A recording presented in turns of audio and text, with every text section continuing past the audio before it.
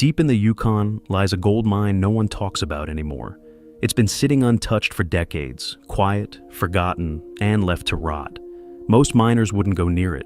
Too remote, too uncertain, too much trouble. But Tony Beets sees something different. Where others walk away, Tony digs in. Because sometimes the biggest wins are hiding in places no one thinks to look. There was a stretch of ground tucked away in the Yukon that no one had touched in years. An area long dismissed as spent and worthless. But Tony Beets couldn't shake the feeling that something had been left behind. At a time when gold prices were peaking and fuel costs had dipped just enough to tempt fate, the conditions were too perfect to ignore. Nobody had ever thought to bring an excavator into that forgotten zone. And that fact alone made it stand out. It wasn't just curiosity. It was instinct, sharpened by decades in the field. Tony didn't need certainty. What he had was a gut feeling that the old-timers hadn't cleaned this place out as well as they thought, and that somewhere beneath the layers of gravel and time, something valuable still waited. Let's rewind. Just half a mile from Tony's main operation sat an unremarkable hill, barely noticeable among the rough terrain. But this hill held history. It was one of the first sites in the Klondike to see mechanical mining. Decades ago, miners ran their operations here with the best equipment they had at the time. But that equipment was crude compared to modern standards. They only cleaned out their sluice box once a year, which meant that any fine gold that slipped through was likely lost in the tailings. Massive mounds of gravel and rock, long written off as waste, could actually be hiding forgotten riches. Most dismissed it as a dead end, but Tony saw a pattern. He knew that if even a fraction of that missed gold remained, it could be worth more than anyone expected. And the more he looked at that hillside, the more convinced he became that the old-timers hadn't taken everything. Something was still there, buried, overlooked, and waiting. He brought in Kevin, he brought in the crew, and he brought one important question. What if this isn't just a pile of rocks? The answer wasn't in the stories. It was under the dirt. Tony pointed to the remains of an old wooden sluice buried beneath the hill. 80 years old, maybe more. And still, there it was. A whisper from the past. With no time to waste, he ordered an excavator. Not tomorrow, not next week. Today. As the excavator fired up and its metal arm drove into the ground, the machine tore through compacted layers of tailings, gravel, silt, and rock that hadn't been disturbed in nearly 80 years.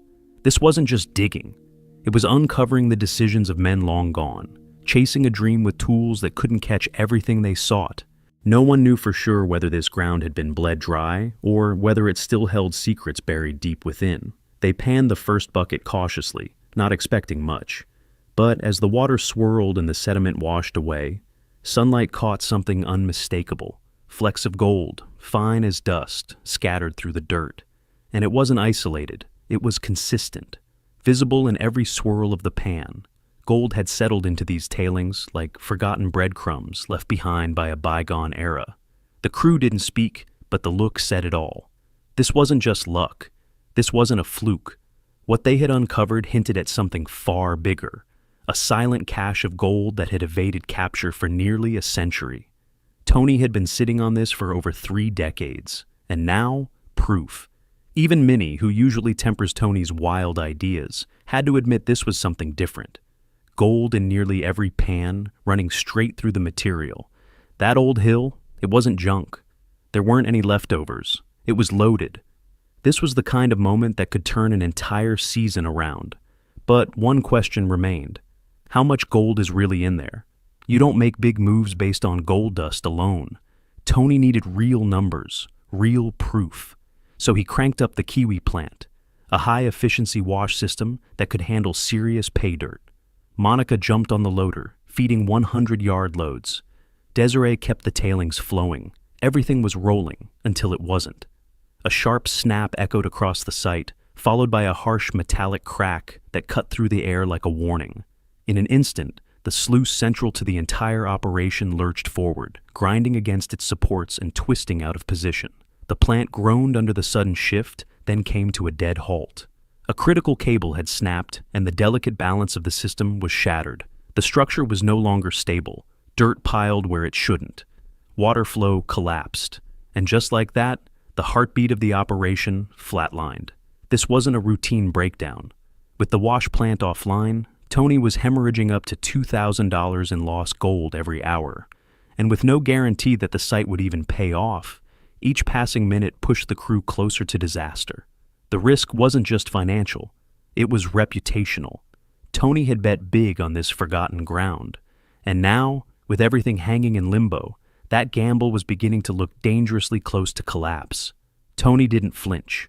The moment the plant went down, the crew kicked into overdrive. There was no time for hesitation, no room for second guessing.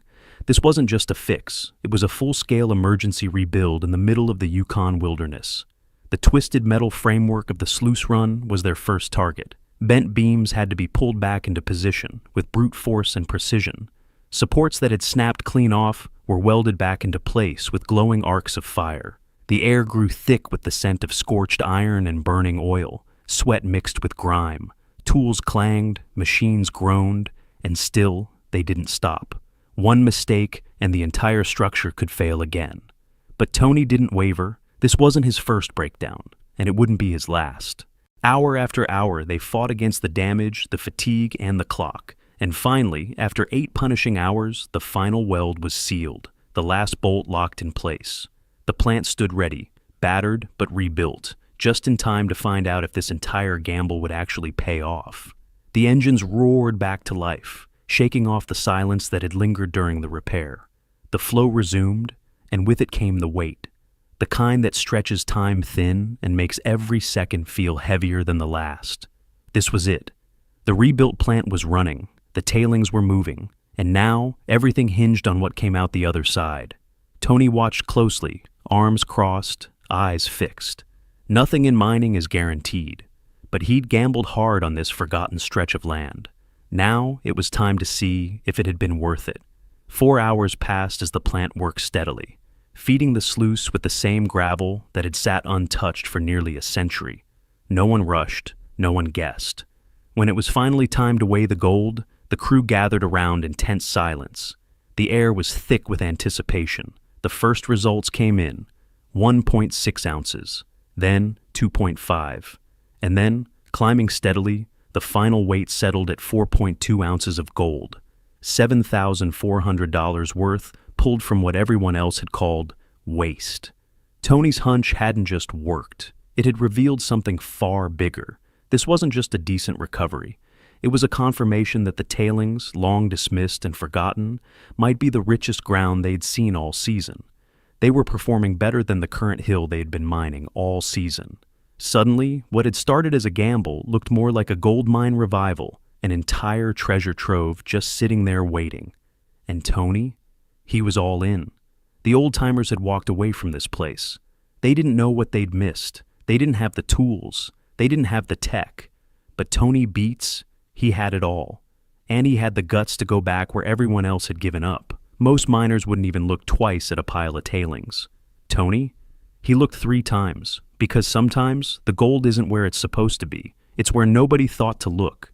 Is this the end of the story? Not even close. With results like this, Tony's only just scratched the surface. What else is hiding in the dirt? What other secrets did the old miners leave behind? Only one way to find out. Keep digging. Because in the Yukon, gold doesn't just disappear, it waits. And Tony BEETS, he's coming for every last ounce.